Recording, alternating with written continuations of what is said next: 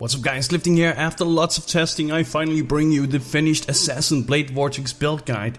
In this video I'll show off some gameplay, talk about the strengths and weaknesses of the build and share tips on how to get it rolling as easy as possible. For the actual details of the build, make sure to check the forum build guide link below in the description. What I like most about this build is how easy it is to get going and how well it scales into late game. Blade Vortex is incredibly powerful, and with this you can just start it on a complete budget, and once you start to accumulate some currency you can turn it into an absolute powerhouse capable of dealing with even the highest tier map bosses, guardians, and even potentially the Shaper. Let's talk defenses guys. First of all, the final build has about 350 increased maximum energy shield when you count in the 31% that is converted from life and the extra 65% you get from intelligence in the skill tree. And that's without counting in the extra 16 to 24% energy shield that your unique jewels provide. So yeah, that's a lot of energy shield guys. The awesome thing about energy shield based characters is that due to their very large pool of effective health, they are more likely to survive typical one-shot boss attacks and so forth. To further amplify the power of our energy shield based character here, this build also picks up the pretty sweet keystone chaos inoculation, which makes you completely immune to chaos damage. Pretty nice.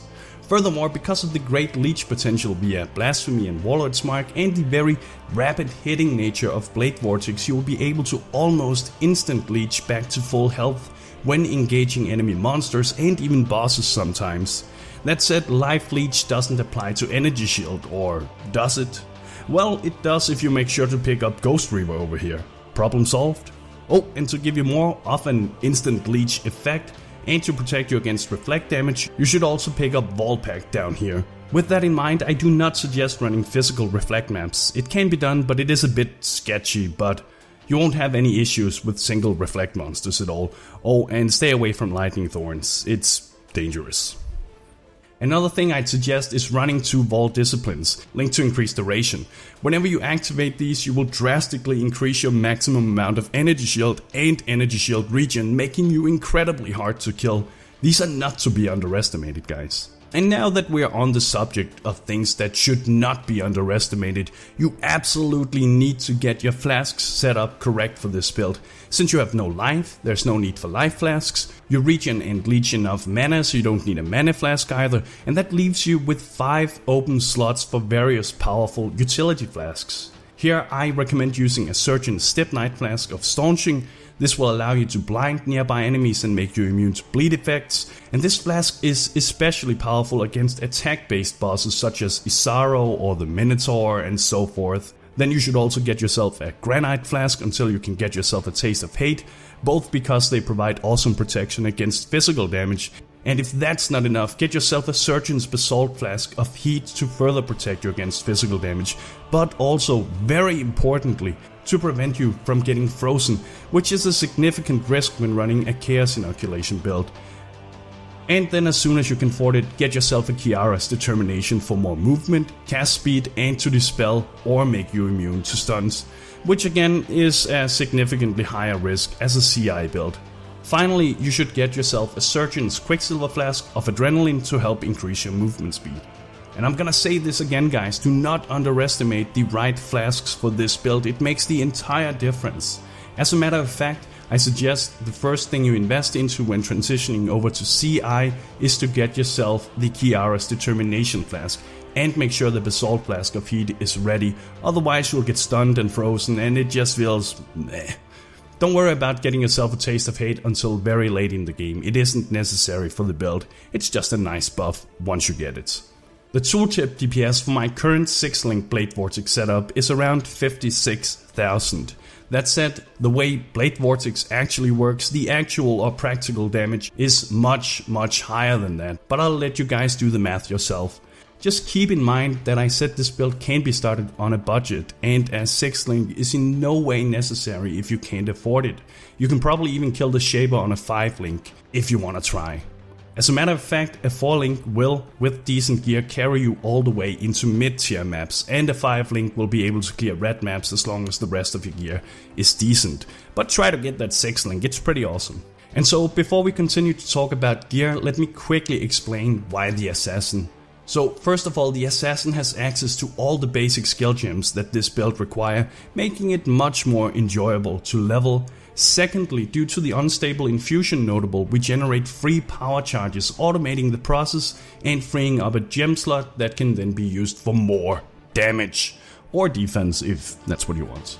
Thirdly, with Deadly Infusion and 6 or 7 power charges depending on whether or not you get yourself a Void Battery, our base crit chance gets significantly higher, making it much easier and cheaper to gear for late game.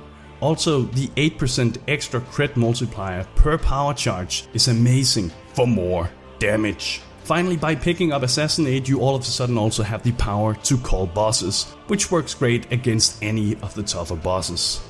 Alright, so now that you have the basic build mechanics introduced, let's talk about some of the challenges or problems you may encounter while playing this type of build.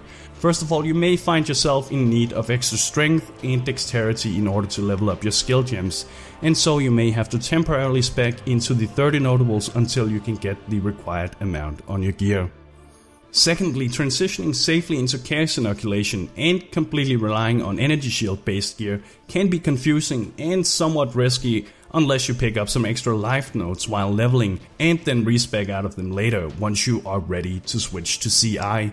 And by the way guys, I released a video a few days ago explaining how I suggest you go about leveling this character, like how you should spend your skill points, when to transition to CI and so forth, and I highly recommend you watch this to get a better understanding of how the build works. And I will link to that video in the description of this video. Another thing to keep in mind is that since you aren't using any mana flasks, you will have to rely on mana leech from when hitting enemies, but you are also going to need to pick up some extra mana and mana regen skill nodes in order to sustain it properly. That said, I highly recommend using a mana flask until you reach that point where you can sustain it without. Finally, because CI Blade Vortex is such a popular build at the moment, many of the high-end items are fairly expensive to obtain. Fortunately, with this build you can effectively do Uber runs and make that currency in no time. I mean, that's what I did. Also, as I have mentioned a few times, many of these uniques aren't required in any way, but they are very powerful if you want to take the build to the very end.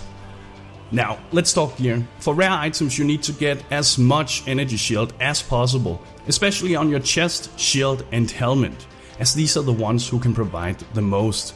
Also try to get a bit of mana regen on your jewelry and do of course make sure that you are elemental resistance capped on merciless difficulty, otherwise you will suffer. As for unique items, and again keep in mind these are not required for the build to work, with the exception of one item, and that is the Essence Worm Ring. Here you need to add in Hatred, and once you have picked up the Charisma notable down here, you will be able to run Discipline, Hatred and the Blasphemy Warlord setup.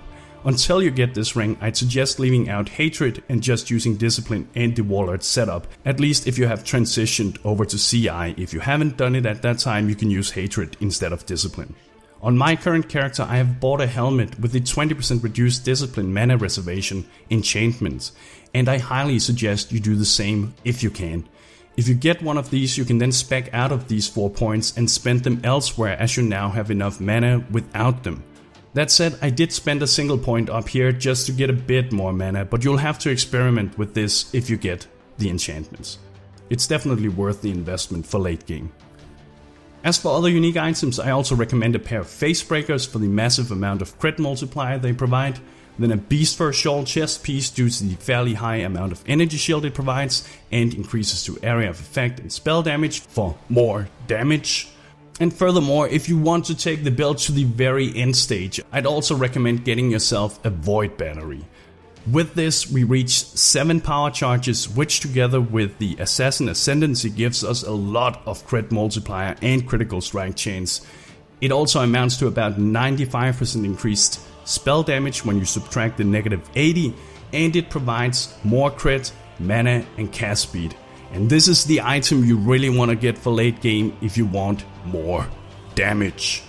Finally, to effectively convert some of your life into energy shield, you're also going to need 2 energy from within jewels. And if you check my leveling guide for the build, you can see where to place them. And so besides the Taste of Hate and Kiara's Determination that we already talked about, these are all the unique items I recommend for this build once you can afford them. And so as you can see, if you want all the sick gear, it gets very expensive. But I do really want to stress that it isn't necessary and that you can easily get to high tier maps using this build with just good rare items, and then from there you can farm more currency for the expensive items. I will link all of the gear my character is currently wearing in the forum post, so if you're confused, simply try to get some rare items with similar affixes to mine. And that's it guys, I hope this serves to get you started with the build. Check the forum guide for details and make sure to check that leveling guide as well, I have linked in the description. Subscribe for more Path of Exile content, thank you for watching, and bros, do you even nerd?